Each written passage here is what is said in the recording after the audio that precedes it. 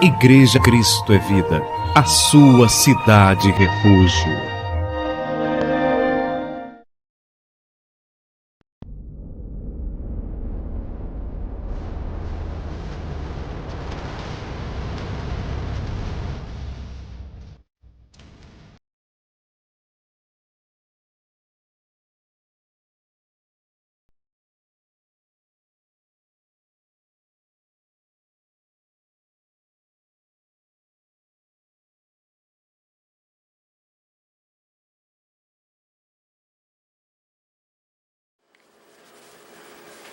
E hoje, nessa mensagem especial de Natal, que nós trazemos para você nessa série Grandes Doutrinas da Graça de Deus, é muito importante que a gente entenda qual é o verdadeiro significado do Natal. O mundo inteiro celebra o Natal, as pessoas celebram o Natal, as cidades ficam enfeitadas, elas ficam iluminadas, há muita festa, há muito fogos, há muita alegria. Mas será que as pessoas sabem o que significa verdadeiramente o Natal?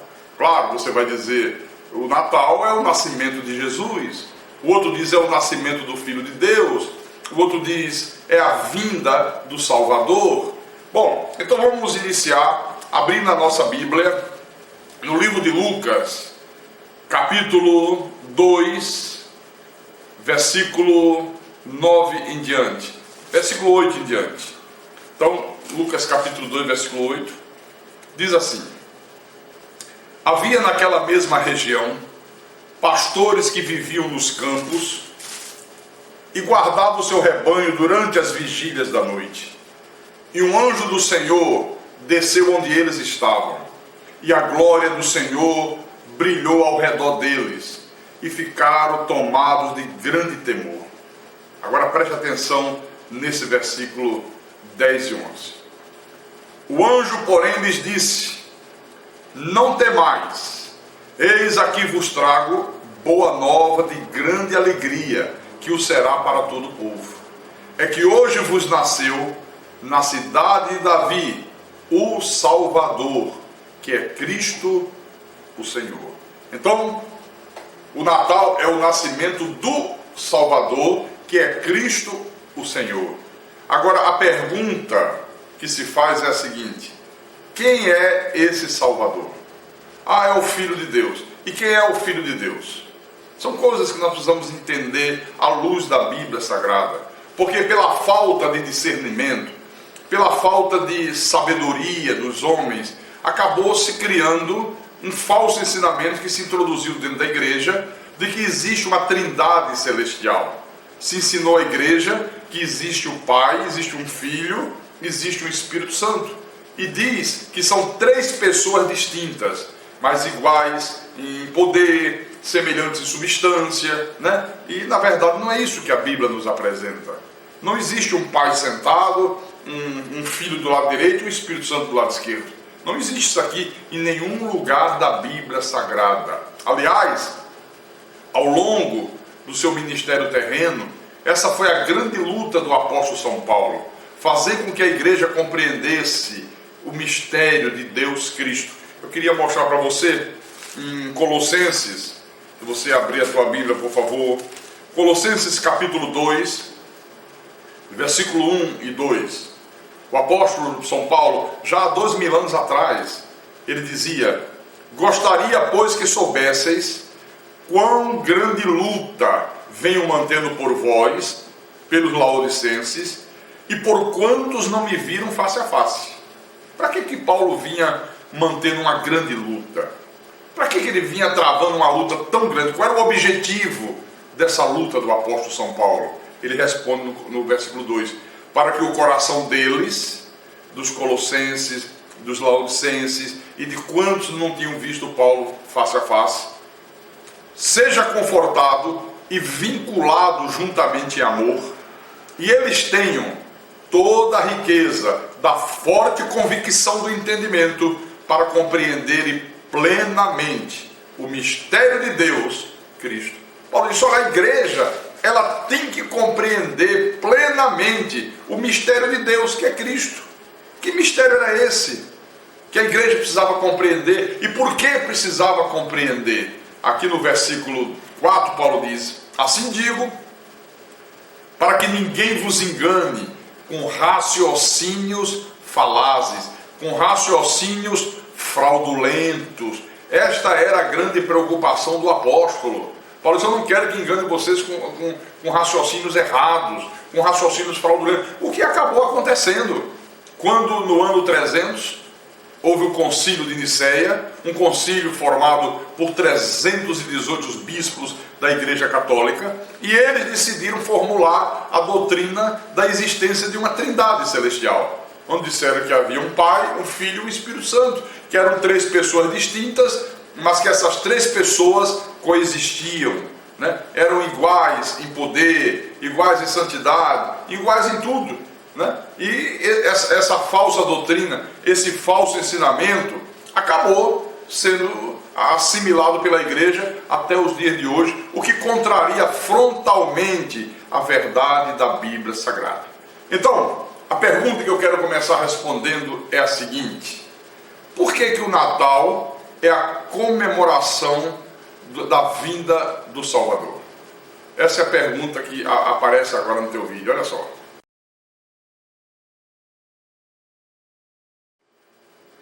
Viu? Por que o Natal é a comemoração do nascimento do Salvador? Quem é esse Salvador? Então, eu quero que você entenda, por favor. Nós vemos em todo o Velho Testamento que todo o povo judeu tinha uma plena consciência da existência de um único Deus.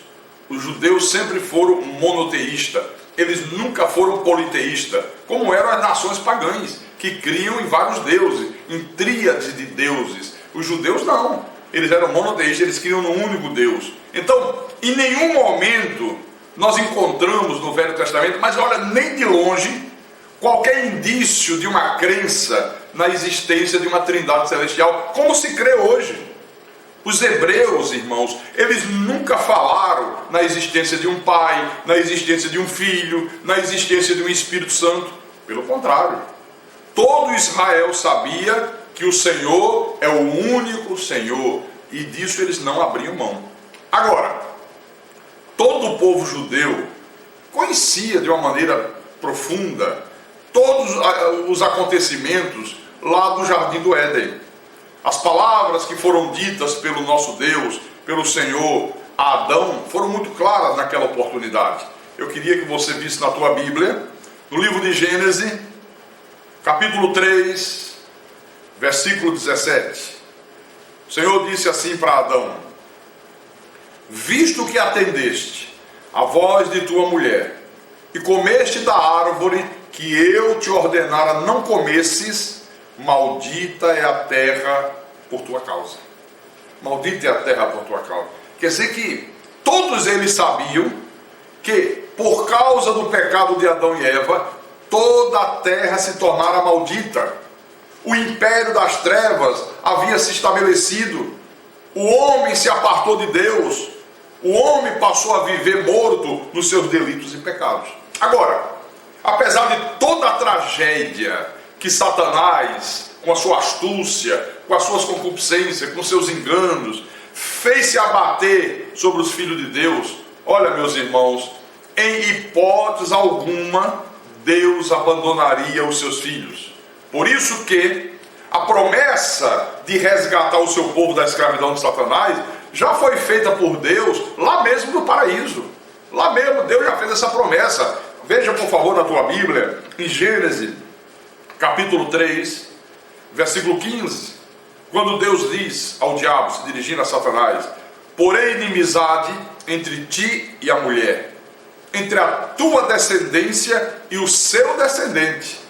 Este te ferirá a cabeça e tu lhe ferirás o calcanhar.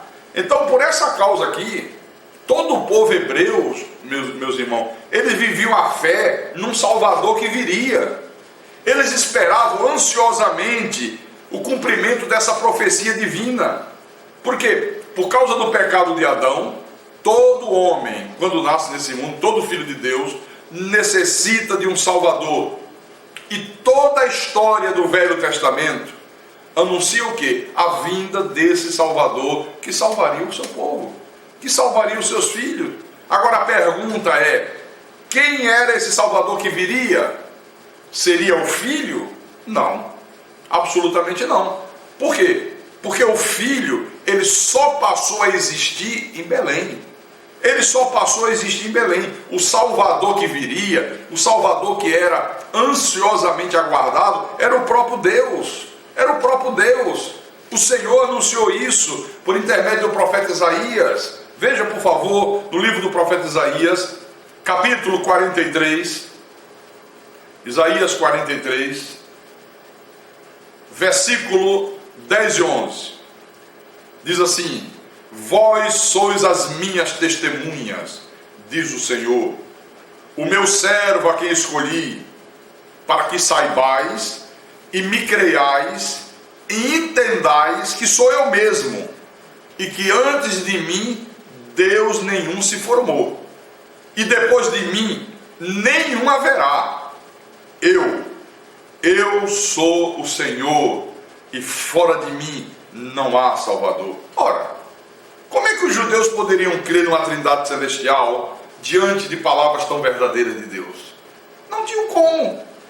Aliás, esse profeta aqui, o profeta Isaías, ele foi muito usado por Deus para mostrar a Israel que Deus é o único Senhor, que Ele é o único Deus, que não há outro Deus.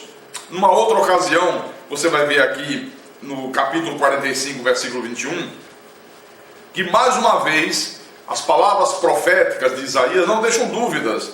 Ele disse assim: assim diz o Senhor, Rei de Israel. Eu estou lendo Isaías 44, versículo 6 primeiro. Isaías capítulo 44, versículo 6.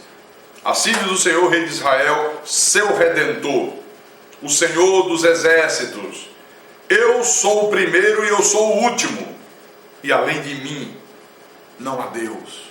Além de mim não há Deus. Agora sim, o capítulo 45, versículo 21. Declarai e apresentai as vossas razões, que tomem conselho um com os outros. Quem fez ouvir isto desde a antiguidade? Quem desde aquele tempo o anunciou? Porventura, não fiz eu o Senhor? Pois não há outro Deus senão eu, Deus justo e salvador, não há além de mim. Agora, os adeptos dessa doutrina da Trindade Celestial, eles dizem o quê? Que são três pessoas, iguais em essência, semelhantes em poder, semelhantes em santidade. Mas é interessante que o profeta Jeremias é usado por Deus e afirma categoricamente aqui na Bíblia que não é verdade. Que não é verdade. Vamos ver aqui no livro de Jeremias, capítulo 10, versículo 6. Deus fala através de Jeremias e diz: ninguém há semelhante a ti, ó Senhor. Tu és grande, e grande é o poder do teu nome. Grande é o poder do teu nome. Então, a verdade inquestionável é que não há ninguém semelhante a Deus. Não existe um Filho semelhante ao Pai, não existe um Espírito Santo semelhante ao Pai e semelhante ao Filho. O que há, e é o que a Bíblia mostra, é um único e soberano Deus que se manifestou ao mundo de três formas diferentes. Ele se manifestou como Pai na criação, Ele se manifestou como Filho na redenção, e Ele se manifesta como Espírito Santo nesses últimos tempos. Então, o Salvador que viria, e que o anjo anunciou aos pastores lá em Belém, era o próprio Deus, só que num corpo de carne. Aliás, o próprio Deus, irmãos, anunciou isto através do profeta Ezequiel. Deus mesmo anunciou isso. Vamos ver com a Bíblia na mão. Ezequiel, capítulo 34, versículo 11 e 12. Olha só.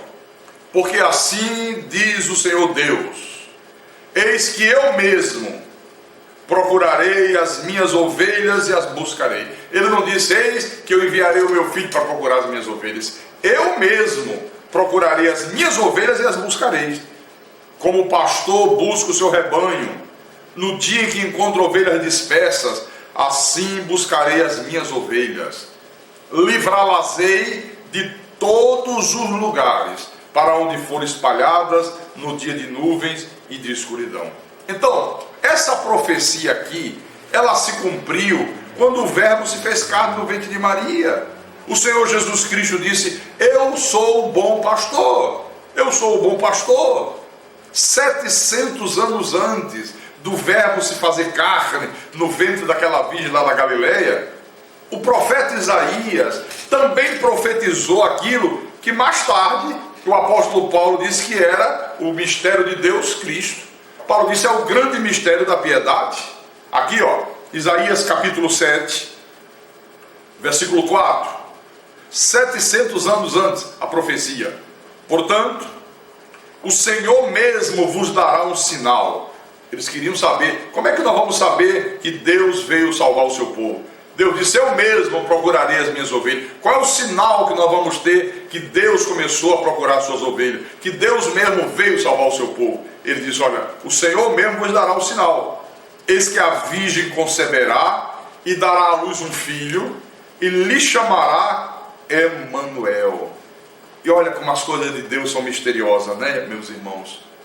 Pela primeira e última vez na história da humanidade, uma mulher concebe um filho sem que o espermatozoide do homem fecunde o óvulo da mulher. Não pode existir um corpo de carne sem que seja através desse processo. Para existir um corpo, tem que ter o espermatozoide do homem, tem que ter o óvulo da mulher. Pode ser através de uma relação sexual normal, pode ser numa inseminação artificial, pode ser in vitro, no laboratório, um bebê de proveito, mas tem que haver os dois elementos.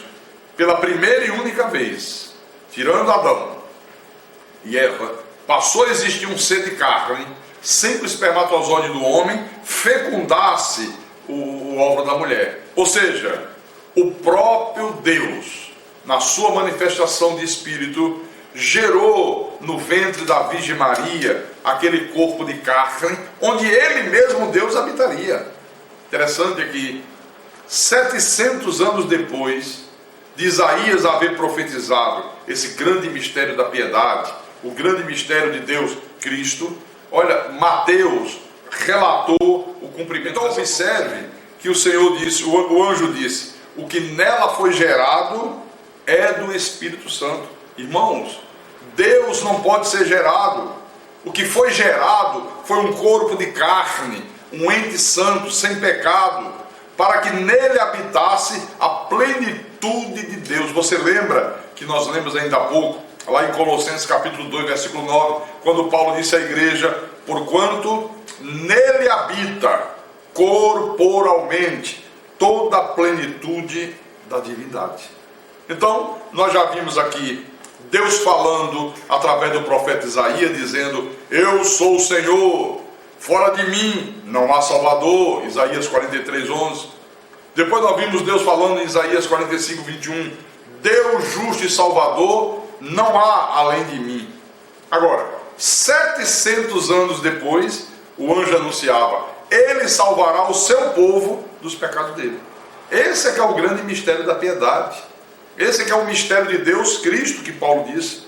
O anjo confirmou a José que aquele maravilhoso evento que estava ocorrendo ali na Galileia era nada mais, nada menos do que o cumprimento daquilo que o próprio Deus havia predito por intermédio do profeta Isaías. Ele será chamado pelo nome de Emanuel, que quer dizer Deus conosco. Deus para habitar com eles, Deus para habitar com os judeus. Ele se fez carne, ele assumiu um corpo, ele assumiu uma forma humana no ventre de Maria. Esse é o grande mistério de Deus Cristo. Agora, a pergunta é a seguinte: pastor Carlos Magno, e quem era o filho na verdade? Porque a Bíblia fala de um filho. Então essa é a pergunta que vai aparecer aí no vídeo.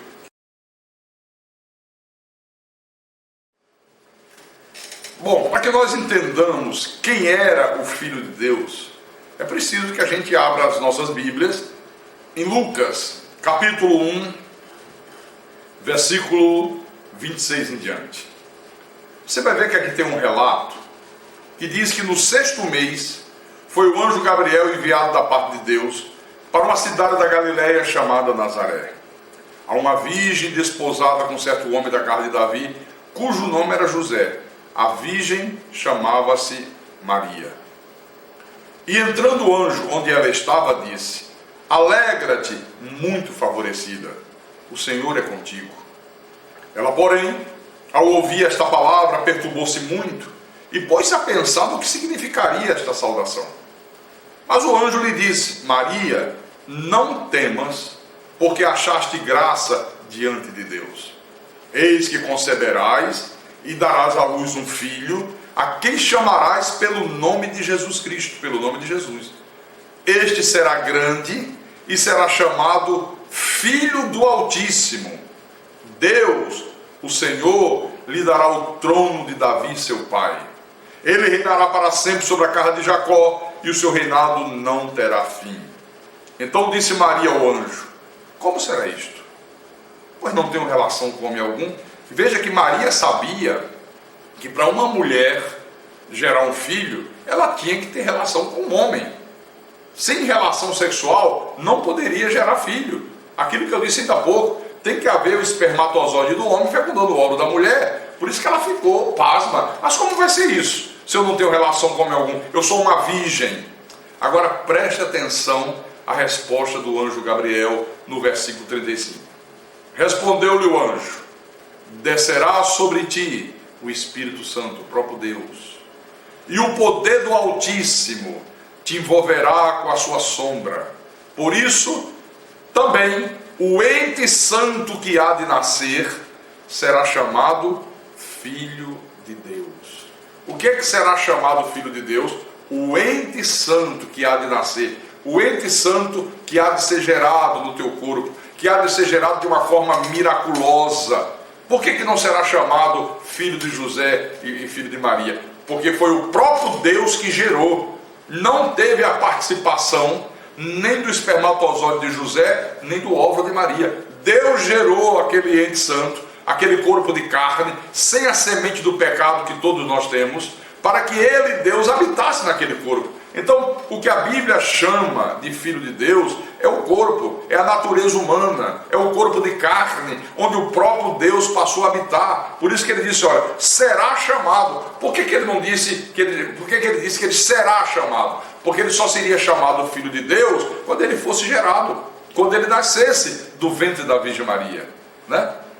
Agora a pergunta que vem é a seguinte: pastor, quer dizer então que não havia um filho pré-existente, não havia um filho lá nos céus, como se ensina, e que Deus o enviou a essa terra? Não. Olha a pergunta aí na tela.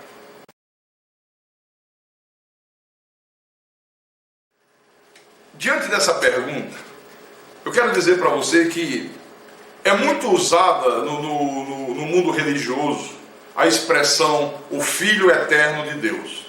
As pessoas que creem, que abraçaram e as que criaram, né, a doutrina da Trindade, eles dizem que Deus é o Pai Eterno. Deus é eterno, o Pai Eterno, o Filho é Eterno e que o Espírito Santo também é eterno. Então, infelizmente, eu vejo hoje a igreja, toda ela contaminada por esse pensamento errado, por esse ensinamento errôneo, que é fruto, meus irmãos, da apostasia romana, que é fruto da sua teoria da existência de três deuses, da existência de três pessoas distintas, e lamentavelmente, por falta de zelo, por não conferir coisas espirituais com espirituais, quando veio a reforma protestante, a igreja evangélica acabou herdando essa heresia que foi forjada nos seios da igreja romana. Olha, em nenhum lugar das Escrituras nós encontramos a afirmativa de que Jesus é o Filho Eterno. Não existe aqui na Bíblia. O Filho, ele é mencionado lá no Velho Testamento, é verdade, mas nunca como já existindo naquela ocasião. O Velho Testamento, ele menciona o Filho de Deus apenas profeticamente, anunciando a sua existência a partir de Belém, a partir do momento que ele foi gerado no ventre de Maria, a partir do seu nascimento, que graças a Deus realmente aconteceu. Nós encontramos sim que ele é o Filho gerado. Em Mateus capítulo 1, versículo 20, o anjo disse a José: José é filho de Davi, não temas receber Maria, tua mulher, porque o que nela foi gerado é do Espírito Santo. Então é muito fácil você concluir que se o Filho é eterno, como eles ensinam, então ele jamais foi gerado. E se ele foi gerado, como está aqui na Bíblia, então ele não é eterno. Irmãos, essas duas palavras, eterno e gerado, estão em frontal contradição uma à outra. É fácil perceber isso aqui. A verdade, então, é que o Filho não preexistia com o Pai desde a eternidade, não. O Filho foi gerado pelo Pai no ventre da Virgem Maria, né? E ele nasceu lá em Belém. As palavras que foram ditas pelo anjo Gabriel a Maria, que nós lemos ainda há pouco, testificam isso. Descerá sobre ti o Espírito Santo, o poder do Altíssimo te envolverá com a sua sombra. Por isso também o ente santo que há de nascer será chamado Filho de Deus. Aquele corpo de carne, aquela coisa santa, aquele ente santo será chamado Filho de Deus. Volto a repetir. Por que o anjo disse será chamado? Porque simplesmente ele não existia ainda. O Espírito Santo ainda ia gerá-lo no ventre da Virgem Maria. Por isso que ele disse será chamado.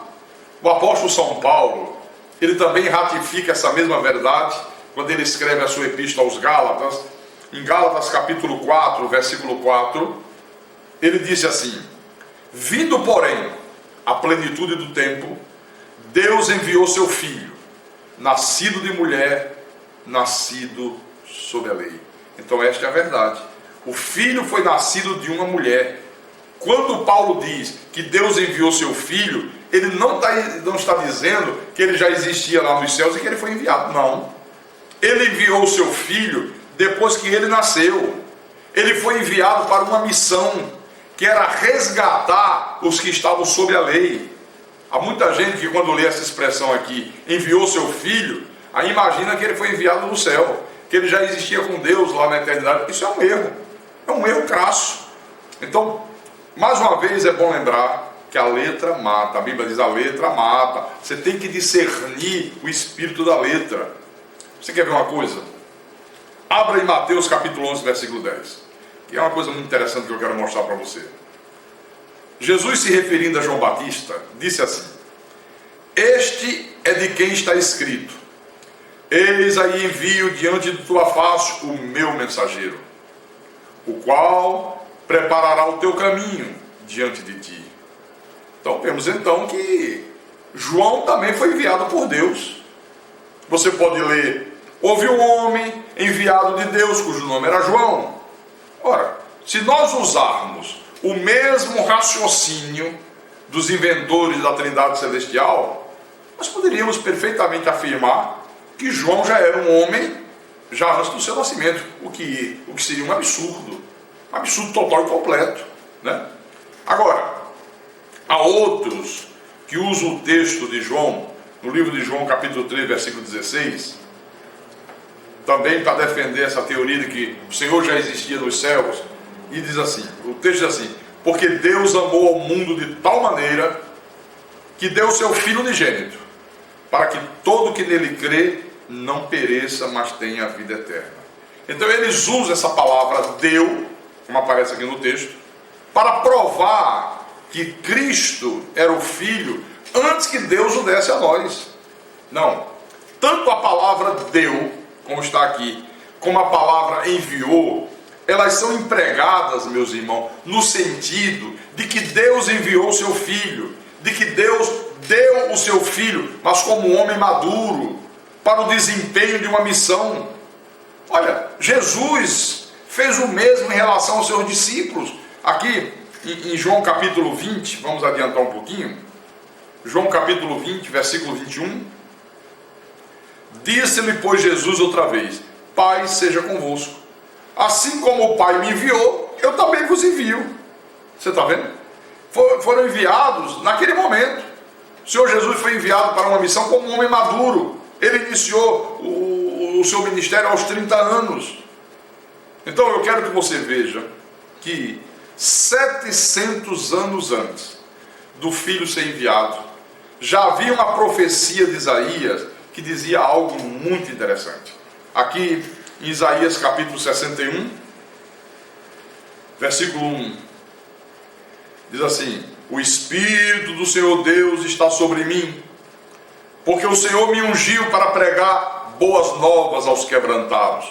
Enviou-me a curar os quebrantados de coração, a proclamar a libertação aos cativos e a pôr em liberdade os algemados. Agora veja, 700 anos depois, quando o Senhor Jesus se dirigiu a Nazaré, ele entrou numa sinagoga, e isso está registrado aqui em Lucas, capítulo 4, versículo 17 a 21, e diz assim: então lhe deram o livro do profeta Isaías, e abrindo o livro, achou o lugar onde estava escrito: o Espírito do Senhor está sobre mim, pelo que me ungiu para evangelizar os pobres, enviou-me para proclamar a libertação aos cativos e restauração da vista aos cegos, para pôr em liberdade os oprimidos e apregoar o ano aceitável do Senhor.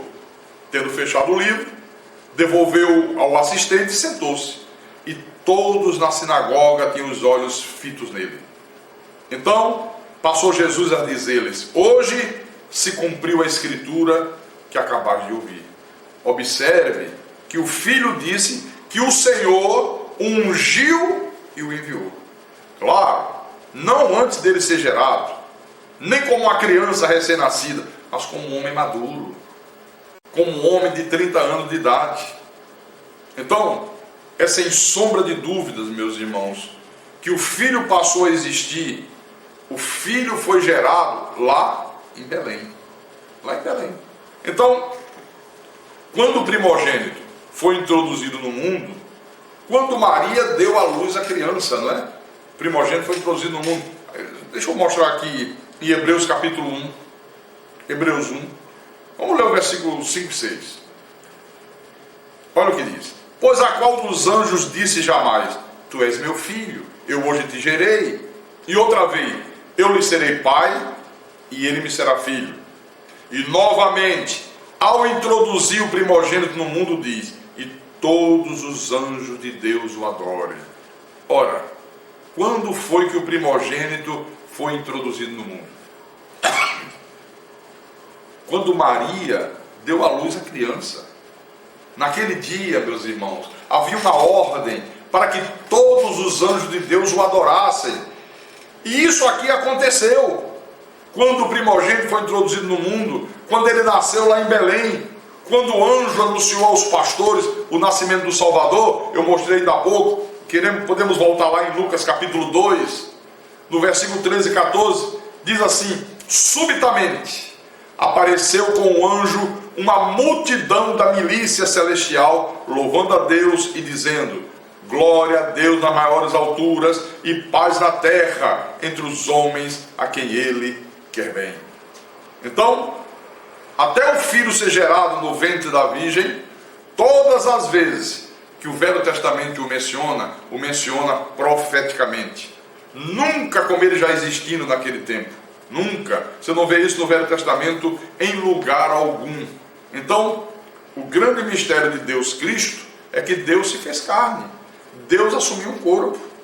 Deus se fez homem no ventre da Virgem da Galileia. Você vê, aqui no livro de João, capítulo 1, vamos ver. João capítulo 1, versículo 1.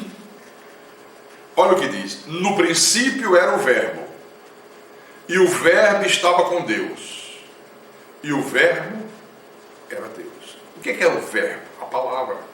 Então no princípio era a palavra estava com Deus, a palavra de poder, a palavra que criou todas as coisas, e a palavra era Deus, e a palavra Deus se fez carne, Deus assumiu um corpo. Veja que no versículo 14 ele diz: e o verbo, que era Deus, se fez carne e habitou entre nós, entre eles os judeus naquele tempo, cheio de graça e de verdade. Deus assumiu um corpo. É por isso que a grande controvérsia entre o Senhor Jesus Cristo e os judeus é que eles não compreendiam essa verdade. Eles não conseguiam discernir que o Senhor Jesus Cristo, ele era 100% homem e 100% Deus.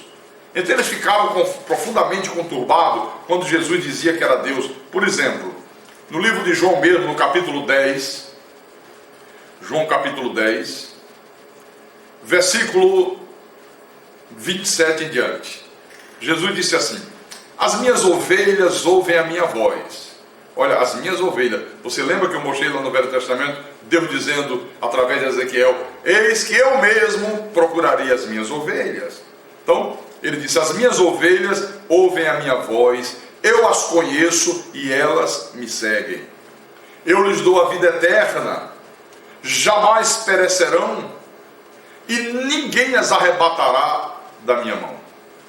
Aquilo que meu Pai me deu é maior do que tudo, e da mão do Pai ninguém pode arrebatar. Veja, finalmente, nós estamos na mão do Filho ou na mão do Pai? Porque primeiro o Filho diz: das minhas mãos ninguém as arrebatará. Depois ele diz: da mão do Pai ninguém pode arrebatar. Mas perceba que no versículo 30, Jesus dirime essa dúvida. Ele diz: eu e o Pai somos um, somos a mesma pessoa. Jesus era 100% homem, 100% Deus. Na sua natureza humana ele era o Filho.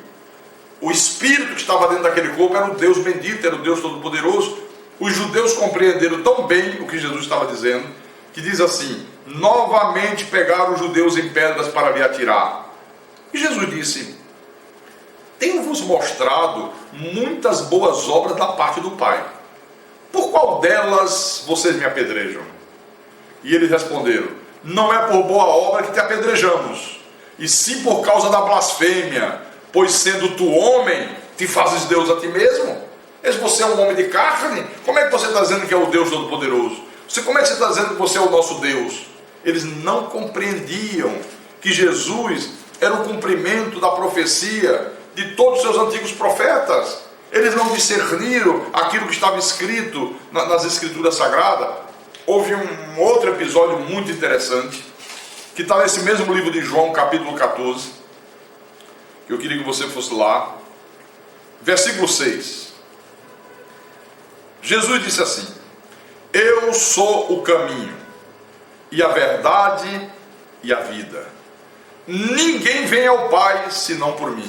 E eu quero fazer um comentário sobre esse versículo, porque observe que a maioria dos pastores, a maioria do povo de Deus diz assim: Jesus disse: eu sou o caminho, a verdade e a vida, ninguém vai ao Pai, ainda aponta o dedo assim lá para cima, ninguém vai ao Pai senão por mim, como se houvesse um pai lá em cima e um filho aqui embaixo. Eu mesmo, eu passei 15 anos da minha vida crendo assim.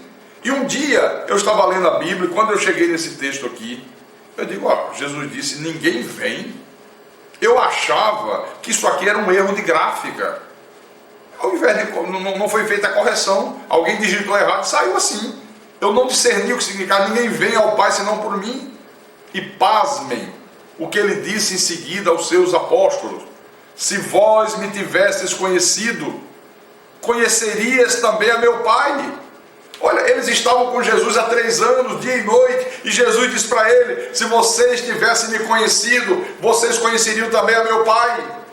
E para deixar a cabeça desses homens ainda mais confusa, ele completou: desde agora o conheceis e o tendes visto. Eu fico imaginando aqueles apóstolos dizendo: olha, ele está dizendo que se nós tivéssemos conhecido a ele, conheceríamos o Pai dele também. Mas nós estamos com eles há 3 anos, 24 horas por dia. Nós vimos os seus milagres, as suas maravilhas, os seus ensinamentos, e ele está dizendo que nós não o conhecemos. E o pior, está dizendo que desde agora conhecemos o Pai, temos visto o Pai. E devia ficar um perguntando para o outro: você está vendo algum pai aí? Procura ali, quem sabe está atrás daquela pedra, vê se está ali atrás da porta, vê se está ali atrás daquela árvore, e procura o pai daqui, procura o pai da lá, e ninguém achava pai algum.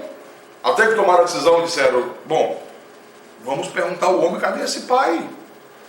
Não é possível. E mandaram Filipe. Filipe foi o porta-voz. Aqui no versículo 8, Filipe disse assim: Senhor, mostra-nos o Pai, e isso nos basta. Olha, eles estavam profundamente curiosos. Ele disse: que Pai é esse? Onde está esse Pai que ele diz que desde agora nós o conhecemos e o temos visto? Que mistério é esse? Por favor, Senhor, mostra-nos o Pai e nós estamos satisfeitos. E aí a resposta de Jesus a Filipe foi a seguinte: Filipe, há tanto tempo estou convosco e não me tens conhecido? Quem me vê a mim, vê o Pai. Como dizes tu, mostra-nos o Pai? Filipe, há tanto tempo estou com vocês e vocês não me têm conhecido. Vocês não sabem quem eu sou. Quem vê a mim, vê o Pai. Eu sou o Pai. Eu sou o Deus Todo-Poderoso que se fez carne. Eu sou o Criador dos céus e da terra. E vocês não me têm conhecido. Como é que você me pergunta, mostra-nos o Pai? Você está pensando que tem um Pai lá em cima e um filho aqui embaixo, Filipe? E aí Jesus revela para eles o mistério de Deus, Cristo. Que Cristo era Deus, né? Então essa é a celebração do Natal, a vinda do Salvador, o nascimento do Filho de Deus, o ente santo, o ser de carne, sem a semente do pecado, gerado pelo próprio Deus no ventre da Virgem Maria. Aí você diz, pastor, mas quando Jesus orava assim, Pai, graças te dou, não parecia duas pessoas, não, a natureza humana falando com a natureza divina. Jesus, na sua natureza humana, como filho, ele se cansou. Deus não se cansa. Ele sentiu sede, fome, sono. A Bíblia diz, o filho morreu. Deus morre? O filho morreu, a carne, o corpo. Na sua natureza divina, ele era o Deus sobre tudo. Andou por sobre as águas, ressuscitou mortos, né? Acalmou a fúria do vento, a força das ondas, fez milagres extraordinários. Por isso que você tem que saber quando é o filho que fala, quando é Deus que fala. Pastor Carlos Magno, é a pergunta que muitos fazem agora, que vai aparecer no seu vídeo. E o Espírito Santo, pastor? Como entender então o Espírito Santo? Veja.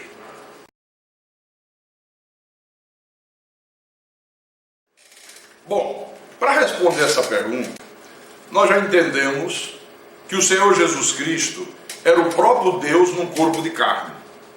Aquele corpo que foi gerado no ventre da Virgem Maria era o Cordeiro perfeito, era o sacrifício de Deus que o próprio Deus havia providenciado em favor do seu povo, em favor dos nossos pecados. Então, a morte de Jesus na cruz, a morte do Filho, a morte do corpo, garantiu a nossa redenção, a nossa salvação eterna, a purificação dos nossos pecados, a nossa reconciliação com Deus, porque a partir de Adão, todos nós tínhamos nos extraviado, todos os filhos de Deus se extraviaram. Então veja, desde o nascimento em Belém até a cruz, foi cumprida a primeira etapa da salvação. É preciso entender isso aqui.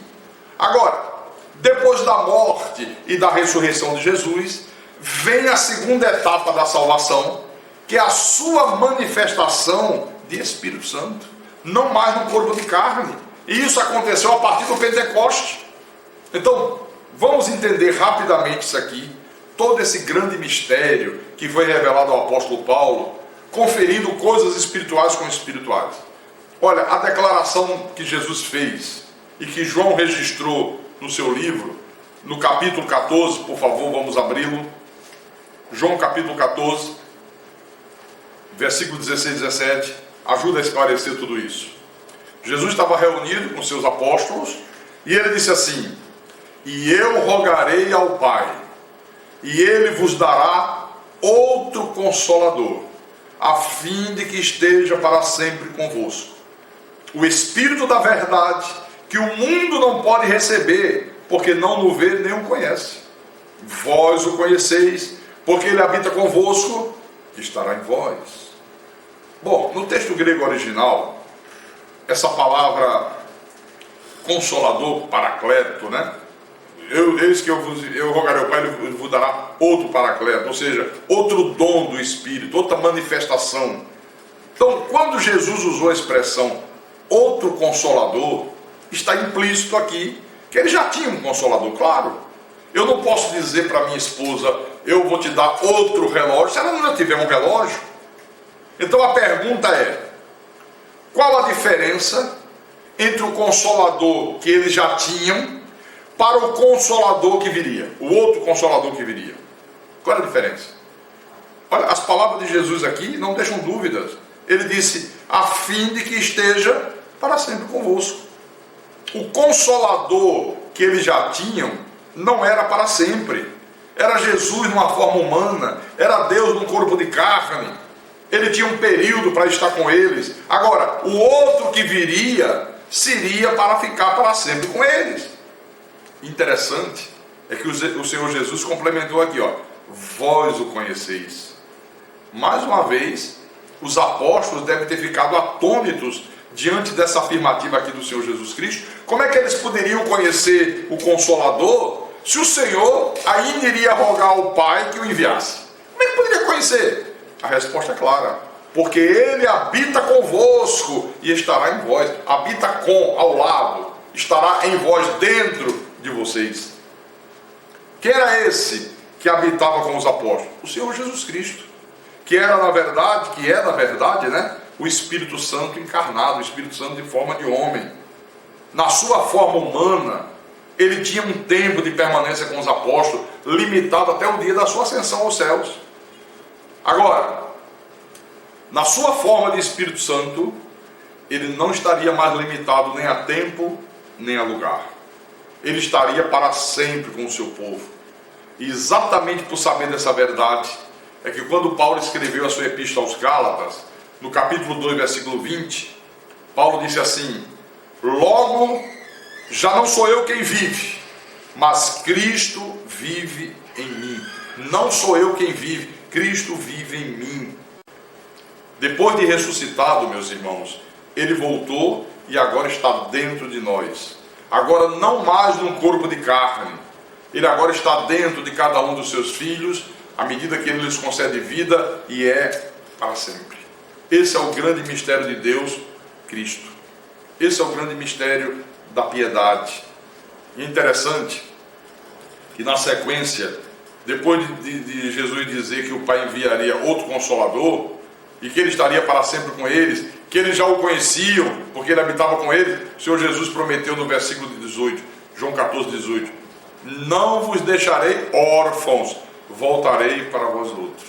Ora, se isto não é Jesus prometendo voltar como Espírito Santo, então o que quer dizer isso aqui? Por isso que Paulo dizia, Cristo em vós, a esperança da glória. Cristo em vós. Quem é que está dentro de todo cristão? Quem é que está dentro de todo filho de Deus depois que ele recebe vida outra vez? Cristo, o Espírito Santo, Deus Todo-Poderoso. Amém? Então, não há trindade. Há um só Deus que se manifestou como Pai na criação, como Filho na redenção e como Espírito Santo nesses últimos tempos. Você veja que alguém diz assim, pastor, mas a Bíblia fala em nome do Pai, do Filho e do Espírito Santo. Fala. Mas Pai é nome? Não, Pai é título. Filho é nome? Não, Filho é título. Espírito Santo é nome? Não, é título. São títulos que foram dados a essas manifestações de Deus. Você veja que o meu nome é Carlos Magno de Miranda. Quando eu estou na igreja, as pessoas dizem, o pastor Carlos. Eu vou na casa da minha mãe, as pessoas dizem, olha, chegou o filho da dona Creuza. Quando vem com a minha esposa, o marido da Sandreli, eu vou ao colégio pegar os meus filhos, olha, chegou o pai do Rodrigo, do Rafael, da Renata e do Renan. Então, eu sou pai, eu sou filho da dona Creuza, eu sou marido da Sandreli, eu sou pastor, mas qual é o meu nome? Carlos Magno de Miranda. Eu não sou várias pessoas, sabe? Então, Deus se manifestou como Pai na criação, Ele se manifestou como Filho na redenção, e Ele se manifestou como Espírito Santo nesses últimos tempos. E o Natal é a celebração do nascimento de Jesus, o Salvador, o Deus bendito que se fez carne, o Deus que assumiu um corpo para habitar entre os judeus, o Deus que gerou no ventre da Virgem da Galileia um corpo de carne sem a semente do pecado, o Cordeiro de Deus que tira o pecado do mundo, o sacrifício perfeito em favor do seu povo, que foi sacrificado na cruz. Então o mundo celebra o Natal sem saber que está celebrando, o que é que está celebrando. Tanto é verdade que com toda essa festa que o mundo faz, nem se fala no nome de Jesus Cristo. Conseguiram tirar o Senhor Jesus da cena.